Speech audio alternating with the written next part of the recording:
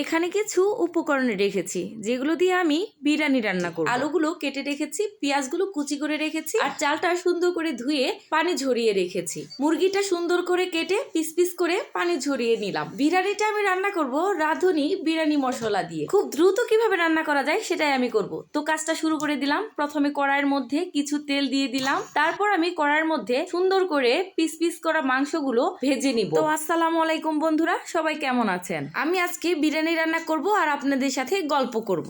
আমরা কিন্তু কেউ স্বয়ং সম্পূর্ণ না, সবার জীবনেই দুঃখ কষ্ট আছে। দুঃখ কষ্ট যদি না থাকতো তাহলে আনন্দটা আমরা উপভোগ করতে পারতাম না। তাই তো এই দুটাকে নিয়েই আমাদের সুন্দরভাবে জীবন চালাতে হবে।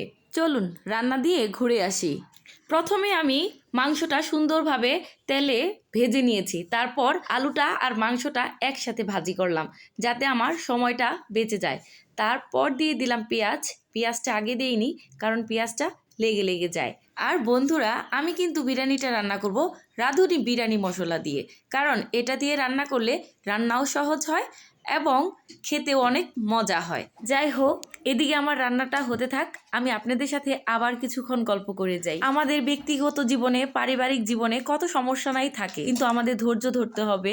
একটা জিনিস ভেবে দেখবেন, জীবনে প্রতিটা ক্ষেত্রে ধৈর্যটাই হচ্ছে সব। জীবনে যে যত বেশি ধৈর্য ধরেছে সে নাকি জীবনে তত বেশি সফলতা পেয়েছে। বন্ধুরা, এখন আমার মশলা দিয়ে কষানো শেষ। আমি এখন টক দই দিয়ে দিলাম, আর টক দইটা দিলে মাংস এমনিতেই একটু সিদ্ধ হয়ে যায়। এটাতে পানির পরিমাণ দিব খুবই কম, ঝোলটা একদম শুকিয়ে নিব। এ পর্যায়ে আমি চুলার আঁচটা একটু বাড়িয়ে দিলাম, আর একটু পরপর আমি নেড়ে দিচ্ছি, কারণ নিচে যাতে কোনোভাবেই এটা লেগে না যায়। তো বন্ধুরা, সব সময় জীবনকে এনজয় করবেন।